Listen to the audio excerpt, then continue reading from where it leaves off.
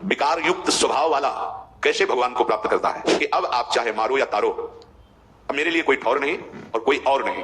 अब जितने उसके दुराचार स्वभाव में बैठे थे एक एक का नाश कर रही भगवत कृपा। भगवत कृपा, यहां उसकी कोई साधना की बात नहीं हो रही। दुर्वासना की से प्रेरित होकर मन संकल्प कर बैठा, नहीं सावधान रह पाया, पर कृपा शक्ति तत्काल कवच की तरह घेर लिया। इसके कई रूप हैं, भरी बाजार में पिटवा भी देगी तो छोड़ने वाली तो है नहीं, ये पक्का। इसीलिए सब निर्भय हो जाते हैं शरणागत कि ठीक है, अगर हमारे कदम भी विपरीत गए तो कृपा शक्ति है ना, वो संभाल लेगी। कह दिया कि तेरी जितनी ताकत हो खींच के दिखा, तेरे जाल में दम है या मेरे जाल में दम है। तो सदैव जय कृपा की हुई है, माया की नहीं। अब तुम्हें निश्चिंत रहना है, तुम्हारे और संपूर्ण विश्व ब्रह्मांड के बीच में कृपा कवच, कृपा शक्ति लगी हुई है। अब कोई बाल बांका नहीं हो सकता, पर रहना आश्रित कृपा के। ये विकार युक्त स्वभाव वाला कैसे भगवान को प्राप्त करता है? ये जब ऐसे महापुरुष का संग मिलता है तो मनो पड़ गया उनके चरणों में कि अब चाहे तुम चरणों से प्रहार करो और मुझे तिरस्कृत करके भगाओ, अब हमारी ठौर नहीं है, अब कोई और नहीं है हमारा। ये वृत्ति भी जैसे वो घबराहट भय आई, जैसे हृदय में किसी समर्थ की मांग हुई कि आए और मुझे पकड़ ले या मुझे बुलाए और मेरा हाथ पकड़ कर कहे तुम निश्चिंत हो जाओ, ऐसे ही ये वृत्ति उपासक के हृदय में आई कि अब आप चाहे मारो या तारो, अब मेरे लिए कोई ठौर नहीं और कोई और नहीं। ये ध्यान रखना, जब तक कोई ठौर है, कोई और है, तब तक निर्विकारता नहीं आती है, तब तक निश्चिंतता नहीं आती है, एक अद्भुत आनंद। आप एक बार हृदय को तो समर्पित करके देखो गोरे चरणारविंद में, एक बार तो हृदय में लाओ, अब कोई ठौर नहीं, श्री राधा जुग चरण निवास, अब कोई और नहीं, मेरी महारानी श्री राधा रानी। यही सदगुरु हैं, यही है गुरु। श्री जी गुरु। हरि हरिवंश भेद नहीं होई, प्रभु ईश्वर जाने सब कोई, दो ही कहे ना अनन्यता, दो कहने से अनन्यता नहीं बनती। जो प्रभु की कृपा से ऐसा संग मिल गया, अब उसके हृदय में प्रतिपल एक उमंग आने लगती। मैं कैसा अधम नीच, मुझको कितना उत्तम सौभाग्य मिला। अरे मैं वृंदावन वास कर रहा हूं, मैं सत्संग सुन रहा हूं, भगवान नाम जप कर रहा हूं, साधु समागम, अहो हमारे ऊपर अपार कृपा। वो प्रतिपल ऐसे विचारों में खोने लगता है। भगवत कृपा पात्र का हृदय कैसा होता है, ये प्रारंभ से देखिए, बुरे आचरणों में था, बुरा स्वभाव था, ऐसे ऐसे। अब उसके हृदय में एक नई उमंग आने लगती, कितनी हम पर कृपा है। जहां ये बात उसके हृदय में आई तो भगवत कृपा अपना काम करने लगी। मत चित्ता सर्वदुर्गाणि मत प्रसादात् तरिष्यति। अब जितने उसके दुराचार स्वभाव में बैठे थे एक एक का नाश कर रही भगवत कृपा। भगवत कृपा, यहां उसकी कोई साधना की बात नहीं हो रही, भगवत कृपा कर। विश्वास करो इस बात पे। वास्तविक पूज्यपाद सूर्या बाबा जी के वचन जो पढ़े तो उन्होंने कहा कि बहुत साधन बल का प्रयोग करके देखा पर निर्विकारता सिद्ध नहीं हुई। तब गुरुदेव के चरणों का हृदय से आश्रय हुआ, तो जो साधन बल में श्रम करके भी हम नहीं कर पाए वो गुरु कृपा से हो गया।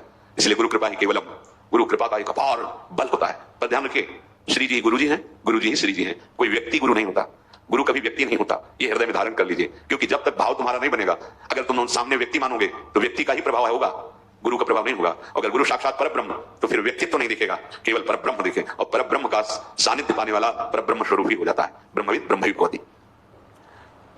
बड़ी बड़ी कठिनाइयां जहां बड़े बड़े घुटने टेक देते हैं, गिर जाते हैं, वहां वो कृपा पात्र हंसते हंसते पार हो जाता है।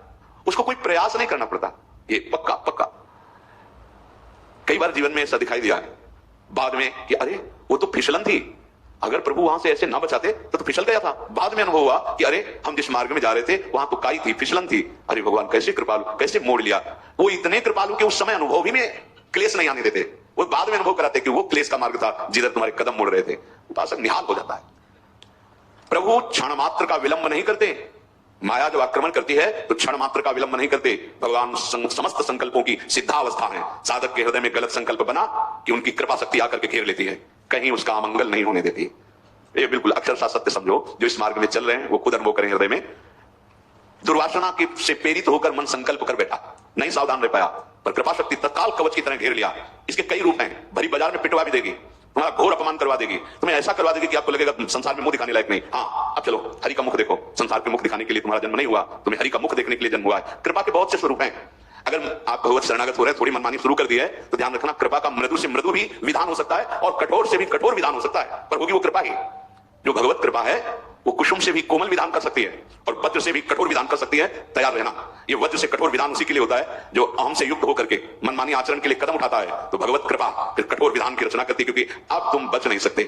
कृपा का विधान लागू हो चुका है, अब तुम देखो यही है, इसी को कृपा कहते हैं। अब तुम बच नहीं सकते, माया के फंद तुम्हें फंसा नहीं सकते। अब तुम्हें डूबना पड़ेगा प्रेम में, अब तुम्हें डूबना ही होगा भजन में, अब तुम्हें डूबना ही होगा भगवान के नाम रूप लीला गुण में, क्योंकि आप तुम शरणागत हो गए तो कृपा का अब विधान लागू हो गया।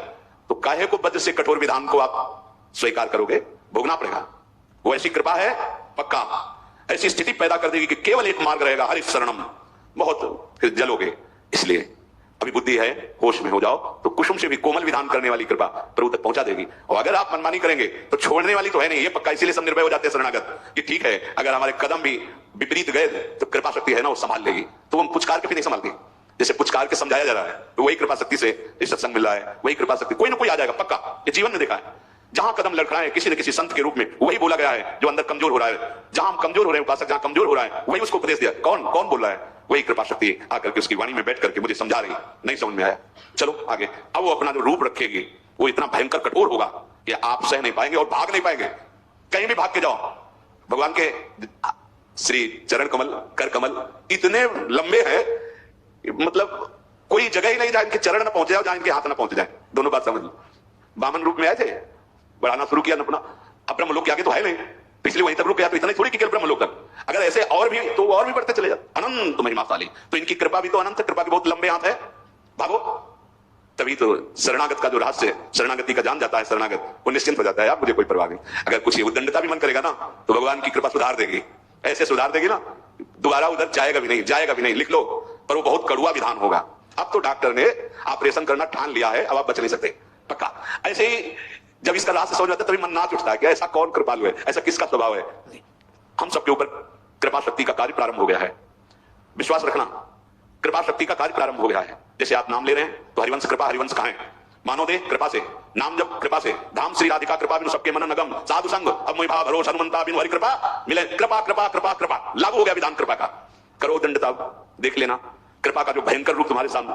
कई रूप हैं इसके, जहां से तुम गड़बड़ी करना चाहते हो वही तुम्हारे अहम में, यहां दर्द हो रहा है, चलो अस्पताल, अब तो कैंसर हो रहा है, ये है कृपा। जिस शरीर से तुम मनमानी करना चाहते थे, भाई अब दो चार महीने तुम्हारा जीवन, अब क्या 2-4 महीने का जीवन, बस 2-4 महीने का जीवन। अब कोई रिश्ता ना था किसी से नहीं, कोई संबंध किसी से, कोई भोग नहीं, राधा राधा राधा राधा राधा राधा, लागू हो गई कृपा शक्ति। ये अपार कृपा, असीम कृपा। ये लोग कहते हैं कि ये प्रतिकूलता, ये अपमान, ये असाध्य रोग, भजन का क्या यही फल होता है? नहीं, भजन का ही फल नहीं है, ये कृपा का संविधान लागू तुम्हारे ऊपर, क्योंकि तुम बहुत उद्दंड बच्चे हो, इसलिए कृपा ने ऐसे भयावह रूप से घेर लिया कि एक ही मार्ग रह गया है, राधा राधा राधा। सच्ची कहते हैं, सच्ची। हम सबके ऊपर अब कृपा का विधान लागू हो गया है और वो चल रहा है। भागो, भाग लो, कितना भागो, कृपा शक्ति तुम्हें घेर करके तुम्हारा मंगल करेगी। हाँ, भागोगे नहीं तो इसी जन्म में काम हो जाएगा, क्योंकि अरे भगवत प्राप्ति कोई गैर की थोड़ी होनी है, कोई ऐसी थोड़ी की खेती की तरह उपज होनी है। हम प्रभु के थे, प्रभु के हैं, प्रभु के रहेंगे, भूल गए हैं। तो रोज जैसे सांप काट ले तो जहर झाड़ा जाता है ना, तो उतर जाता है, लहरें आती हैं, 4-4 लोग उसको पकड़ते हैं, हमने देखा। ऐसे ही ये सत्संग रोज झाड़ा लग रहा है तुम्हारे ऊपर, छू छू, मोह का, काम का, लोभ का, मद का, अहम, नाना प्रकार के जो विषयों की लहरें उठ रही ना, जहर माया का काल सर्प ने पकड़ रखा है। जैसे हरिवंश प्रपंच बंद सब काल, ब्याल ब्याल माने सर्प, काल रूपी भयानक सर्प ने पकड़ लिया और लहरें उठ रही, काम क्रोध लोभ मोह मद मत्सर, ये लहरें हैं उसकी विश्वत। और संत जन जो नाम कीर्तन भगवत गुण सत्संग, ये झाड़ा लग रहा है, रोज झाड़ा लग रहा है। अब हमारा ये विष उतर जाएगा, इसमें कोई संशय, बिल्कुल कोई संशय नहीं। तो बोले अभी तो हम आज से प्रारंभ किया, इतनी भगवत प्राप्ति के लिए काफी है। अगर आज आपने सत्संग सुना और आज आपने मन में निश्चय किया श्यामा श्याम हमारे, और आज शरीर छूट गया, तो आज ही श्री जी के पास पहुंच जाओगे। श्री जी को कोई इतनी संख्या, इतने दिन, इतना तप, ऐसी कोई सीमा नहीं लिखी है। हाँ, जितनी श्वासें हैं वो अपनी लाडली को दे, चाहे एक ही श्वास रह गए, राधा गए श्री जी के पास, 1 लाख श्वास तो राधा राधा राधा राधा राधा, जिस श्वास में शरीर छूटेगा हम श्री जी के पास पहुंच जाएंगे। और अब ये करना ही पड़ेगा, क्योंकि कृपा शक्ति ने घेर लिया है पक्का। जैसे आपको नहीं दिखाई दे रहा तो अगर वो सूक्ष्मदर्शी जिसके पास दूर से दिखाई दे रहा कि कीटाणु फैले हुए हैं, ऐसे ही कृपा ने अपना जाल फेंक रखा है। हम सब कृपा रूपी जाल में फंस चुके हैं।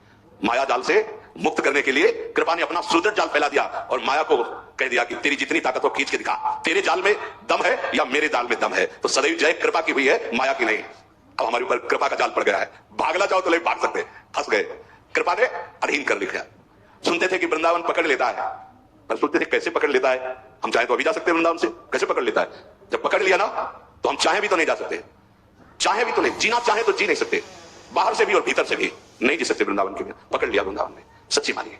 हमारे ऊपर भगवत, हमारे ऊपर का मतलब हम सबके ऊपर अब भगवत कृपा का विधान लागू हो चुका है। सबसे बड़ी सिद्धि हमें प्राप्त हो गई, क्या? हम कृपा आश्रित और कृपा कवच से सुरक्षित हो गए। ये हम नहीं कह रहे कि ये सद्गुण आ गया इसलिए आप सिद्ध हो गए। हम सबको एक बड़ी सिद्धि मिल गई, क्या? कृपा आश्रय और कृपा का सुरक्षा कवच। कई बार सत्संग में कहा है कि शरणागत को कभी भयभीत नहीं होना चाहिए। सामने से वो अमंगल जनित क्रिया, अमंगल जनित वचन, अमंगल जनित भावना भेजेगा, बीच में कृपा शक्ति लगी हुई है, वो अमंगल अमंगल की तरफ वापस कर देगी जहां से आया है, और मंगल करके तुम्हारे पास भेज देगी। अब तुम्हें निश्चिंत रहना है, तुम्हारे और संपूर्ण विश्व ब्रह्मांड के बीच में कृपा कवच, कृपा शक्ति लगी हुई है। अब कहीं बाल बांका नहीं हो सकता, पर रहना आश्रित कृपा के। जाओगे भी कहां, इतना उसका सुदृढ़ जाल है कि भागना भी चाहो तो नहीं भाग पाओगे। इसलिए निश्चिंत, निर्भय, निशोक होने लगता है उपासक जब उसको अनुभव में आता है। पर जो कृपा का आश्रय नहीं ले रहे हैं और अभिमान रूपी मीठे जहर का स्वाद ले रहे हैं, ये अंदर से देखना होगा। कृपा पात्र उपासक के हृदय में दैन्य बढ़ने लगता है, और जो अहंकार प्रधान साधक होता है उसमें दूसरों के दोष वर्णन करने की वृत्ति बढ़ने लगती है। पहचान करना अपने हृदय में, अपने में गुण का भाव, दूसरों में दोष का भाव, और उन दोषों का वर्णन करना चार उपासकों के बीच में, ये अहंकार प्रधान साधक का लक्षण है। ये बहुत मीठा जहर है। ये जहर सारी सद्वृत्तियों को, दैवी संपदा को खा जाता है। अभिमान ये बड़ा घातक है उपासक के लिए। यदि भगवत कृपा का आश्रय नहीं लिए तो कोई भी साधन करे अभिमान पुष्ट होने लगता है, वाणी से उसके शुरू होने लगता है अभिमान भरी बात, और दूसरों के दोष दर्शन करके उनकी निंदा। अब अभी आप देखिएगा अपने हृदय में, आप कृपाश्रित हृदय का क्या लक्षण और अभिमान जनित हृदय का क्या लक्षण। उपासक से प्रार्थना है कि ये जो अज्ञान के कारण, मोह के कारण अहंकार है, इसको स्वीकार ना किया जाए। ये मोह ही अहंकार के रूप में झलक रहा है, अर्थात अज्ञान। मोह बड़ा दुख रूप है, ताको मार निकाल, प्रीति जगत की छोड़ दे, तब होवे निस्तार। ये जो अहम से प्यार करने लगते हैं, बहुत सूक्ष्म विषय है। हम दैन्यता दिखाएंगे और वो हमारी बड़ाई कर, बड़े दैन्य हैं। जानते हो क्या हम कर रहे हैं?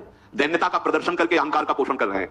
हम दान करेंगे, लेकिन बहुत उदार आत्मा है, बड़े उदार हैं। ये कान सुने, हृदय में गुदगुदी हुई, तो ये दान क्या कर रहा है? अहंकार का हमारे पोषण कर रहा है। बड़ा सूक्ष्म विषय। ऐसे समस्त चेष्टाओं में ये अहंकार पुष्ट होता रहता है। अहंकार विमूढ़ आत्मा करता हमिति मन्यते, मैंने किया है, ये मैंने किया, ये मैं करूंगा, ये मैं करके दिखा दूंगा, ये अहंकार में होता है। ये सबसे बड़ा साधक का जहरीला आश्रय है, अहंकार का आश्रय।